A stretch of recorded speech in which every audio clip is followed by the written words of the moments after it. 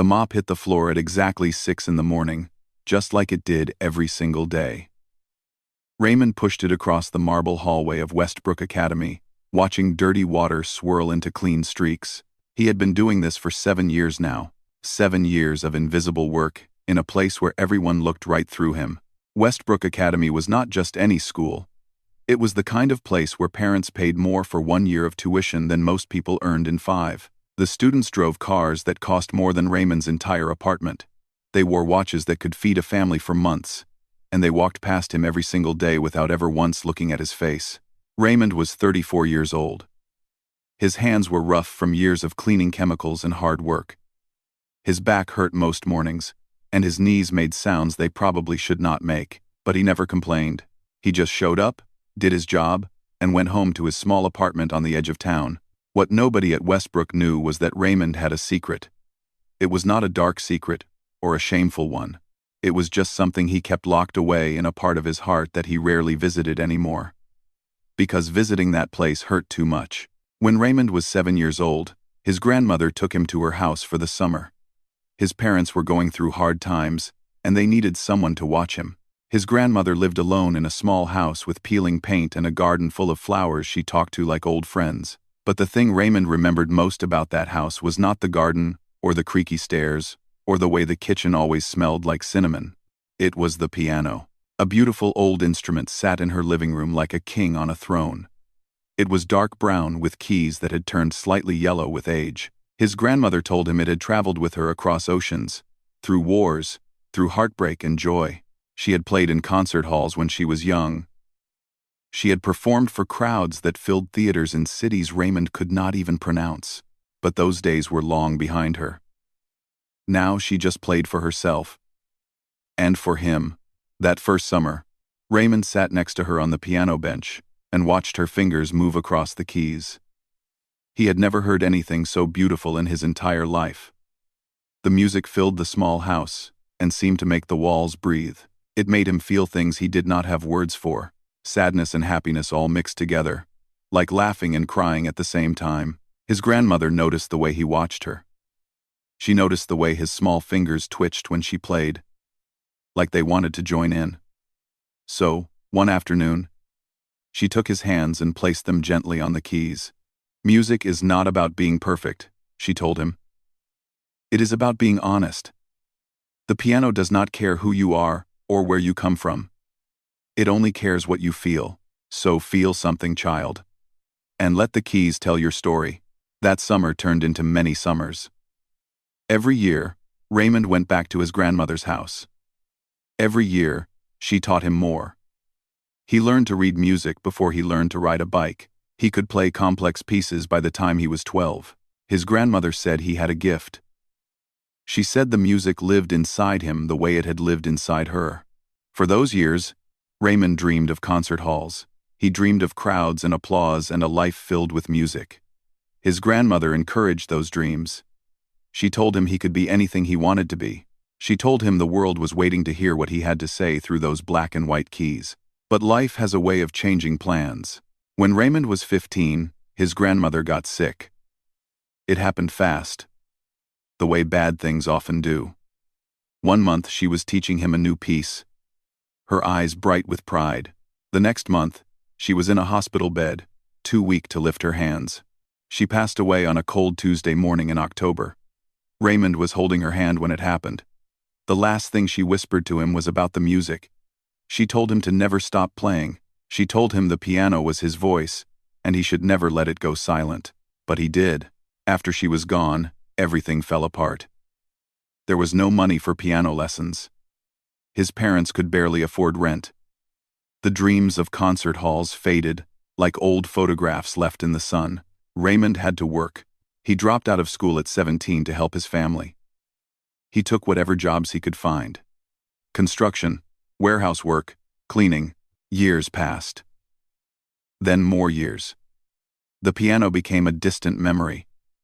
Something that belonged to a different version of himself. A version that believed in dreams and possibilities. The adult Raymond did not believe in those things anymore. He believed in showing up on time, doing honest work, and not expecting too much from a world that had never given him much. That was how he ended up at Westbrook Academy.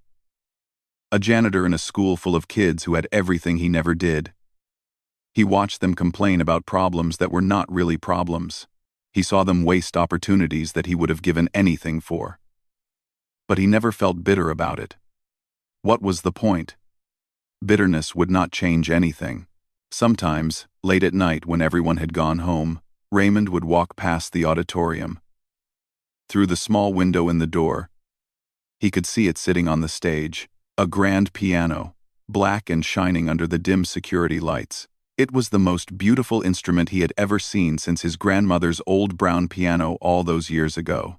He would stand there for a few minutes, just looking at it. His fingers would ache in a strange way, like they remembered something his mind tried to forget. But he never went inside. He never touched those keys.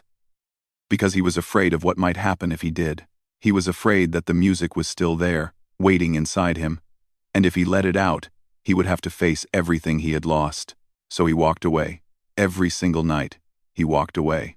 The other staff members at Westbrook did not know much about Raymond. He was quiet and kept to himself.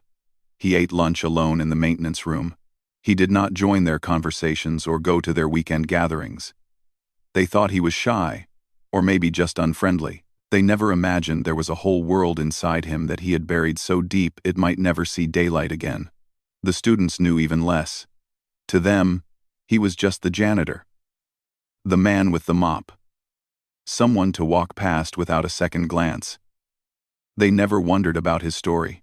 They never thought that maybe, just maybe, he had dreams once too. But that was about to change. Because fate has a funny way of pulling old dreams out of the shadows. And Raymond's moment was coming. Whether he was ready for it or not, he just did not know it yet. Every spring, Westbrook Academy held its annual talent showcase. It was the biggest event of the year, even bigger than graduation. Parents flew in from all over the country, sometimes from other countries entirely. They filled the auditorium in their expensive clothes and jewelry, ready to watch their children perform. The showcase was supposed to be about celebrating talent, but really, it was about something else. It was about status, about proving who had the best training, the most expensive teachers, the brightest future. Students spent months preparing. Some of them had been taking lessons since they could walk. They played instruments that cost more than houses. They performed pieces that were meant to impress, not to move. Raymond had seen many showcases over his 7 years at Westbrook. He was always there, of course. Someone had to make sure the auditorium was spotless. Someone had to set up the extra chairs and clean up afterward.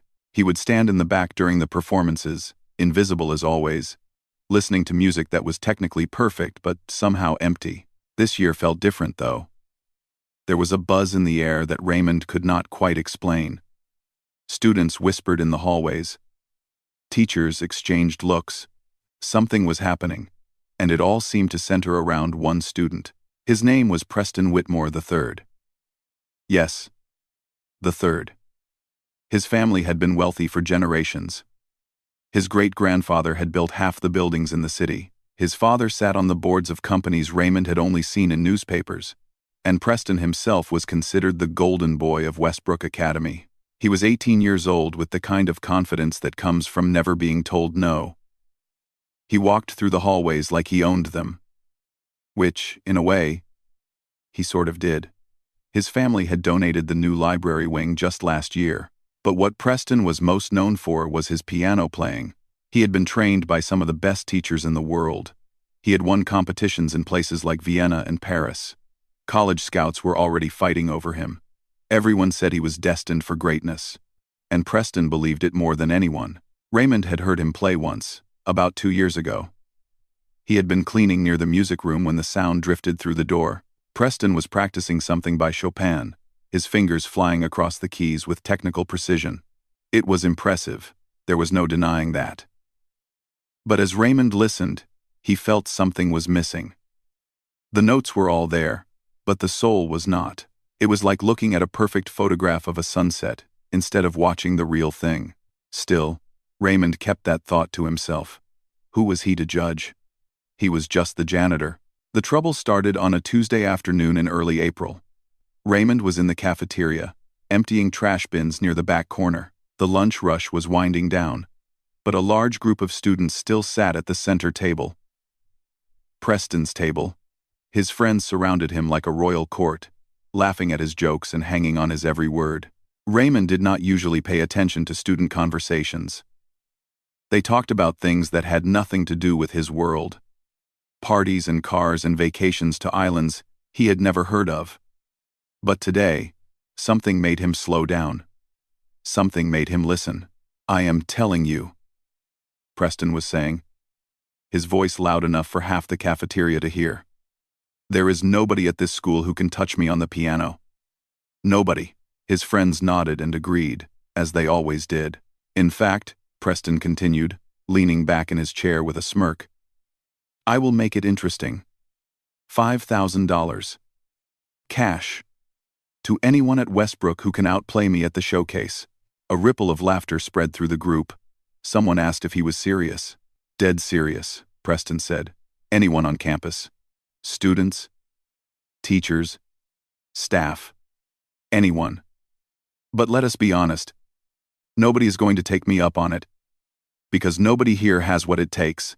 More laughter. Someone joked about the lunch lady signing up. Another person mentioned the groundskeeper. The whole table found it hilarious. The idea that anyone outside their golden circle could compete was the funniest thing they had heard all week. Raymond stood frozen with a trash bag in his hand. His heart was doing something strange. It was beating too fast, like it remembered something his brain had tried to bury. Preston's words echoed in his head. Anyone on campus. Anyone. He shook it off. This was ridiculous. He had not played piano in almost 20 years. His grandmother was gone. That part of his life was over. He was a janitor now. That was his reality. But as he walked away from the cafeteria, he could not stop thinking about it. The challenge played on repeat in his mind, like a song stuck on loop. $5,000. Anyone on campus, nobody has what it takes. That night, Raymond went home to his small apartment. He ate dinner alone, the same way he did every night. He watched some television without really seeing it. He tried to read a book but could not focus on the words. His mind kept drifting back to the cafeteria, to Preston's smug face, to the way everyone laughed, like the very idea of competition was absurd. But mostly, his mind kept drifting to the piano. He thought about his grandmother. He thought about those summers in her small house with the peeling paint. He thought about the way she would close her eyes when she played, like she was traveling somewhere, only the music could take her. He thought about her final words. Never stop playing. Never let your voice go silent. But he had stopped. He had let it go silent for 2 decades. Around midnight, Raymond found himself putting on his jacket. He did not know what he was doing. His feet seemed to move on their own, carrying him out the door and down the street. The night air was cool against his face. The streets were empty and quiet. 20 minutes later, he stood outside Westbrook Academy. The building loomed in the darkness, its windows black and lifeless. He had a key, of course. He needed one for his job, but he had never used it for anything other than work. Tonight was different. His hands trembled as he unlocked the side door. The hallway was dark except for the dim glow of emergency exit signs. His footsteps echoed on the marble floor as he walked toward the auditorium. Each step felt heavier than the last, like he was walking toward something that might change everything. The auditorium door creaked when he pushed it open. Moonlight streamed through the high windows, casting silver shadows across the empty seats. And there, on the stage, sat the grand piano. Waiting. Raymond walked down the aisle slowly. His legs felt weak, his mouth was dry. He had not been this nervous since he was a kid at his first recital. But this was different. This was about facing a part of himself he had locked away for so long, he was not sure it still existed. He climbed the steps to the stage. The piano seemed even bigger up close. Its black surface gleamed in the moonlight like something out of a dream. Raymond stood beside it for a long moment. Just looking, just breathing. Then, slowly, he sat down on the bench. The keys stretched out before him like an old friend he had not seen in years. His fingers hovered above them, shaking slightly. What if he had forgotten everything? What if the music was gone? What if he was just a janitor now? Nothing more. He closed his eyes. He thought of his grandmother. He thought of her voice, warm and steady. The piano does not care who you are. It only cares what you feel. Raymond took a deep breath. And for the first time in 20 years, he placed his fingers on the keys. The first note rang out in the empty auditorium. Then another. Then another. And suddenly, the music came flooding back like water breaking through a dam. His fingers remembered what his mind had tried to forget. The melodies poured out of him, raw and real and alive. Tears streamed down his face as he played. He did not try to stop them. He just let the music carry him somewhere he had not been in a very long time. When he finally stopped, the silence felt different. It felt full instead of empty. Raymond sat alone on that stage, breathing hard, his heart pounding in his chest. And for the first time in 20 years, he felt like himself again. He did not know if he would take Preston's challenge. He did not know if he was good enough anymore. But he knew one thing for certain. The music was still there. It had been waiting for him all along. Raymond did not sleep that night. He lay in bed, staring at the ceiling, his mind racing with thoughts he could not control. His fingers still tingled from touching the keys. The music still echoed in his ears. For the first time in years, he felt awake, truly awake. The next morning, he went to work like always. He pushed his mop across the same marble floors. He emptied the same trash bins. He nodded politely at the same people who never noticed him. But something inside him had shifted. Something had cracked open, and he could not close it again even if he wanted to. For 3 nights in a row, he returned to the auditorium after everyone went home. Each night, he played a little longer. Each night, his fingers moved a little smoother. The rust was falling away, piece by piece. The music was coming back to him like an old language he thought he had forgotten but had only buried deep. On the 4th night, something unexpected happened. Raymond was in the middle of a piece his grandmother had taught him when he heard a sound behind him. He stopped playing immediately, his heart jumping into his throat. He turned around slowly, terrified of who might be standing there. It was one of the night security guards, an older man named Gerald who had worked at Westbrook almost as long as Raymond. He stood at the back of the auditorium, his flashlight hanging loosely at his side. His face was hard to read in the darkness.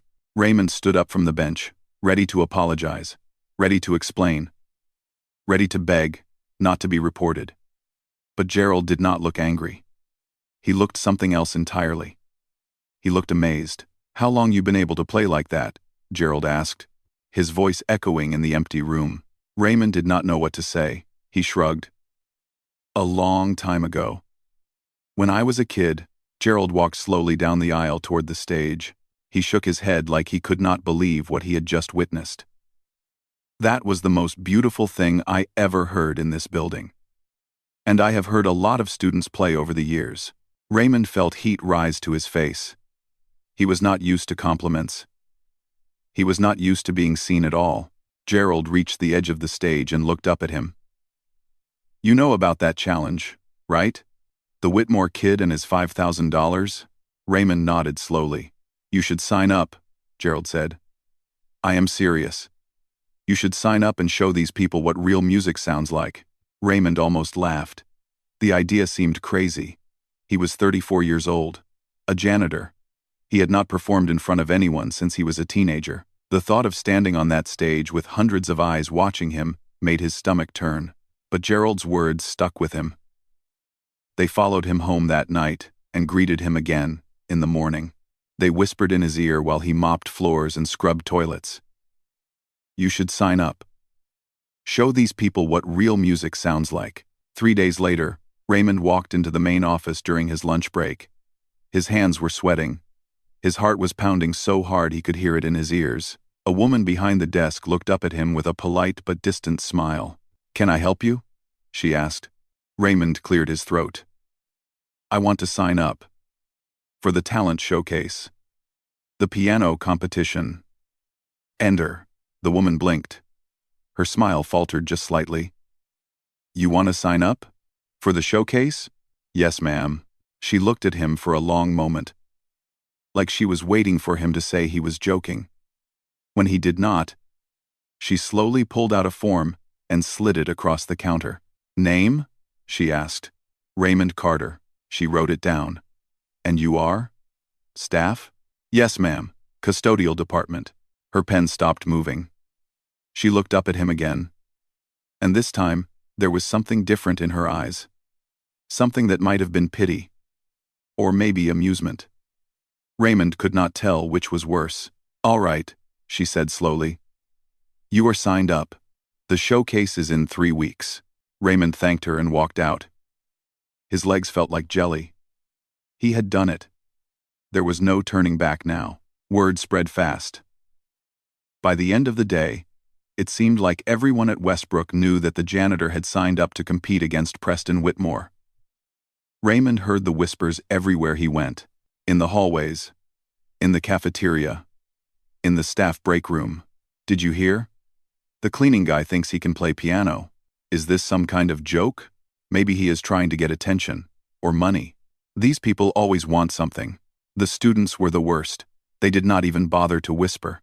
They laughed openly when Raymond walked by. They made jokes he could hear clearly. Some of them even pulled out their phones to record him, like he was some kind of circus animal they wanted to show their friends.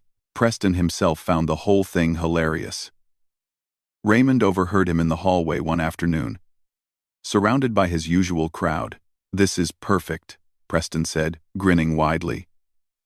The janitor. Can you imagine? This is going to be the easiest $5,000 I ever kept. Maybe I should thank him for making this interesting. His friends laughed like it was the funniest thing they had ever heard. Raymond kept his head down and kept walking. He did not respond. He did not react.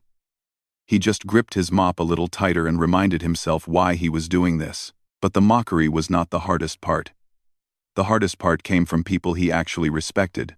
His supervisor called him into the office one morning, a stern woman who had always been fair to Raymond over the years.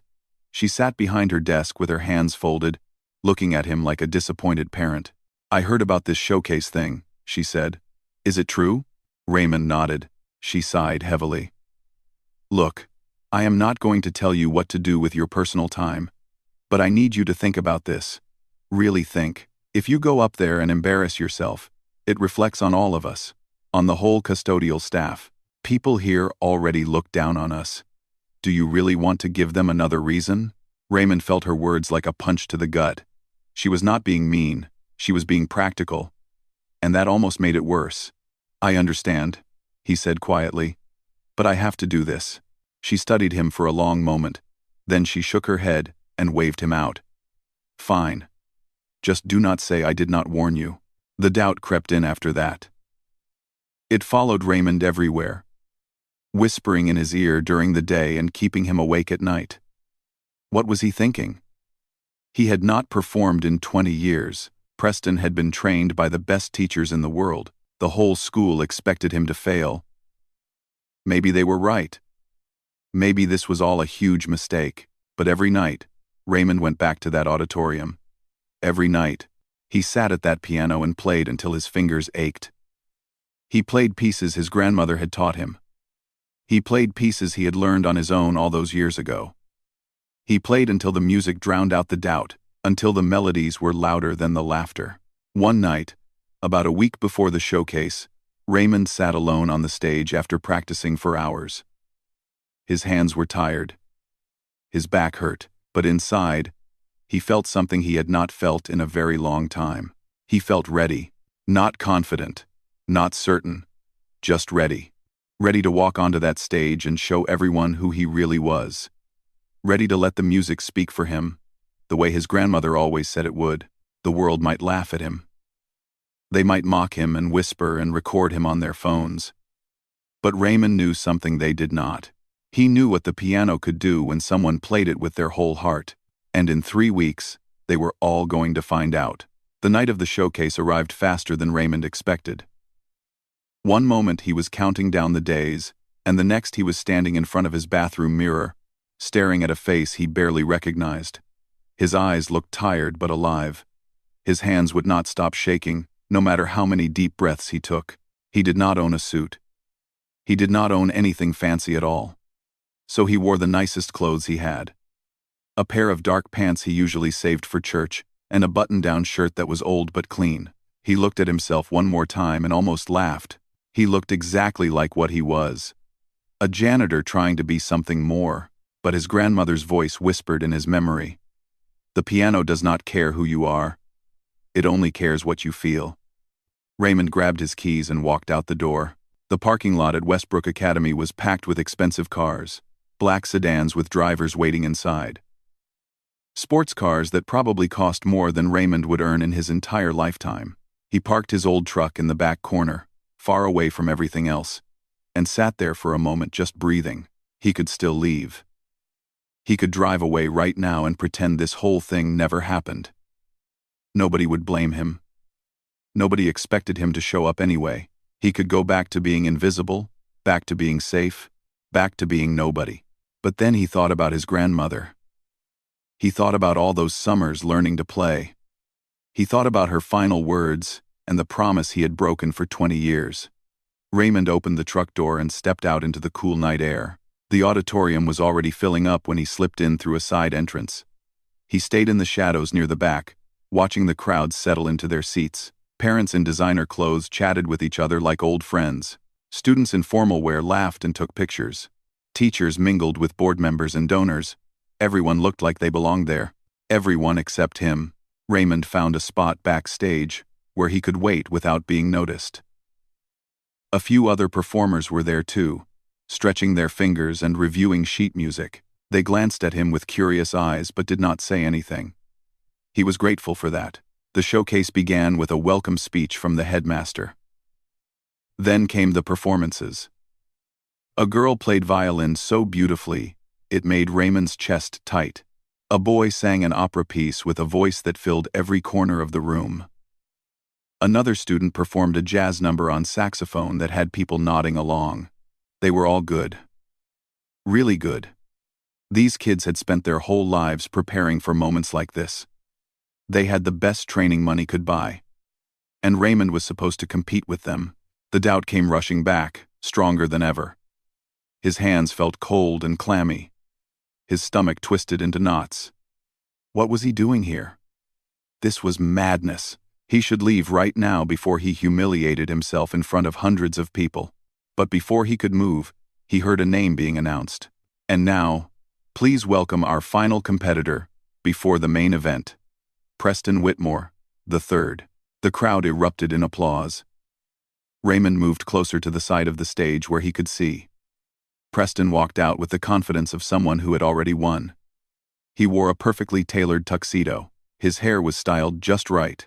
He smiled at the audience like they were all his personal guests.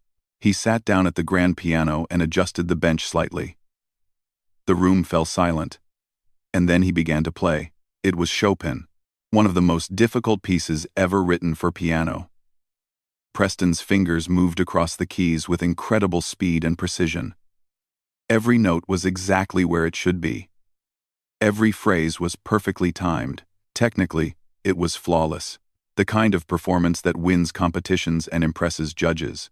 But as Raymond listened, he felt the same thing he had felt years ago when he first heard Preston practice.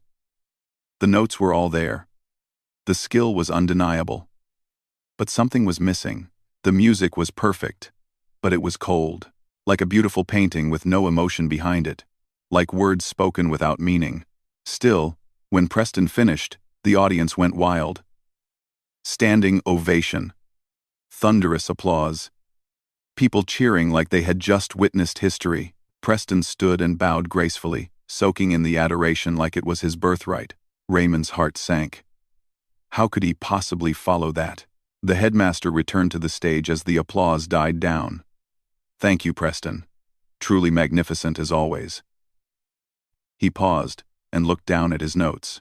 And now, we have one more performer this evening. This is somewhat unusual, but all are welcome to participate in our showcase. A murmur rippled through the crowd. People exchanged confused glances. Please welcome to the stage, Raymond Carter, from our custodial staff. For a moment, nothing happened. The silence was heavy and awkward. Then someone in the audience laughed. It was a short, surprised laugh, like they thought it was a joke. But it spread quickly. More laughter. Whispers. Raymond heard the words clearly even from backstage. The janitor? Is this serious? This should be entertaining. Raymond closed his eyes. His whole body was trembling. Every instinct told him to run, to hide, to go back to being invisible, where it was safe. But then he thought of his grandmother one more time. He thought of her sitting beside him on that old piano bench, her eyes full of love and belief. He thought of everything she had given him, and he knew he could not let her down. Not again. Raymond stepped out onto the stage. The laughter did not stop. If anything, it grew louder. He could see people pointing. He could see phones being raised to record him. Preston sat in the front row with his friends, a smirk plastered across his face. The whole room looked at Raymond like he was a joke that had wandered into the wrong place. He walked to the piano slowly. His work boots made soft thuds against the wooden stage. His old shirt and pants looked shabby under the bright lights. He did not belong here. Everyone knew it. He knew it too. But he sat down anyway. The bench felt familiar now after all those nights of secret practice. The keys stretched out before him like old friends waiting to welcome him home. Raymond placed his hands in position and took a deep breath. The laughter faded slightly. People wanted to see what would happen. They wanted to watch him fail. Raymond closed his eyes. He thought of his grandmother. He thought of her small house with the peeling paint. He thought of the way she smiled when he played something right. He thought of her hands guiding his across the keys for the very first time. And then he began to play. The first notes of Rachmaninoff's Piano Concerto No. 2 floated into the air. Soft at first. Gentle. Like a whisper in a quiet room. The remaining laughter stopped immediately. Raymond did not notice. He was somewhere else now. Somewhere the audience could not reach. His fingers moved across the keys, not with Preston's cold precision, but with something far more powerful. 20 years of buried emotion poured out of him. Loss, grief, loneliness, but also love, hope, the memory of a grandmother who believed in him when no one else did. The music swelled and filled every corner of that auditorium. It wrapped around the audience like a wave they could not escape. People who had been laughing moments ago now sat frozen in their seats. Mouths hung open, eyes went wide. Raymond played like his life depended on it. Because in a way, it did. This was not just a performance. This was everything he had kept locked inside for 2 decades, finally breaking free. The piece built to its thundering climax. Raymond's hands flew across the keys with a passion that made Preston's earlier performance feel like a distant memory. The music was alive. It breathed, it wept, it sang. Somewhere in the middle rows, a woman started crying. She did not even know why. The music had reached inside her and touched something she had forgotten was there. By the second movement, more people were wiping their eyes. Even the teachers who had doubted Raymond stared at the stage in disbelief.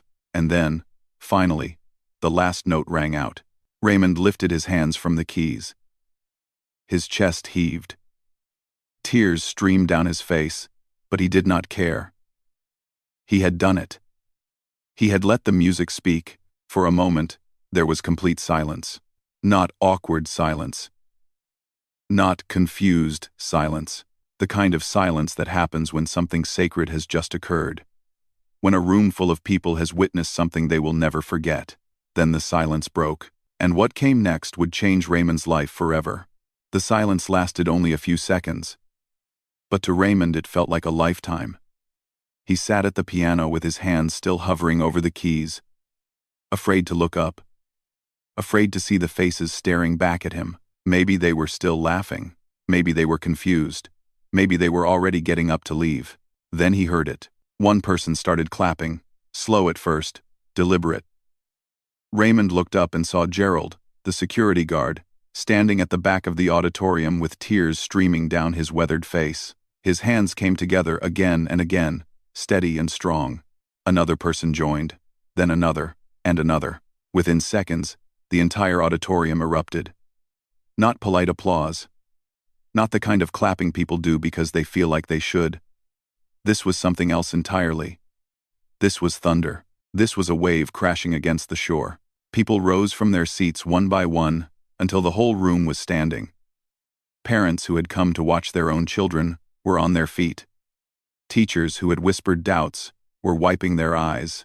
Students who had laughed and pointed now stood with their mouths open, stunned into silence before joining the roar.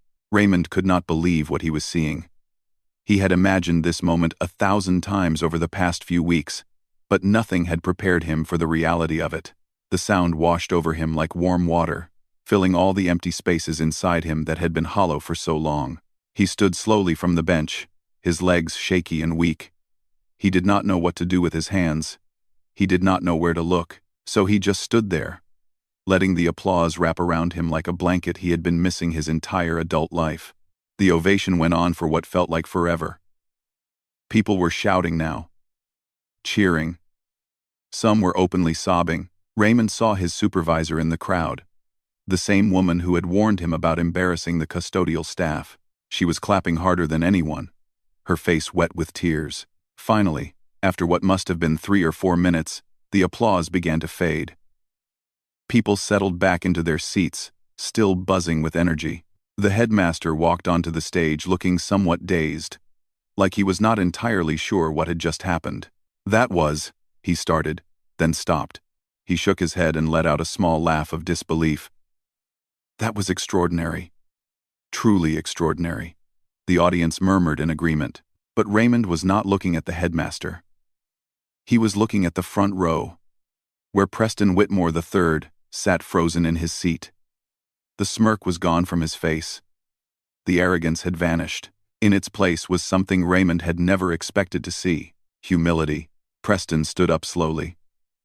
The room went quiet again, everyone watching to see what the golden boy would do.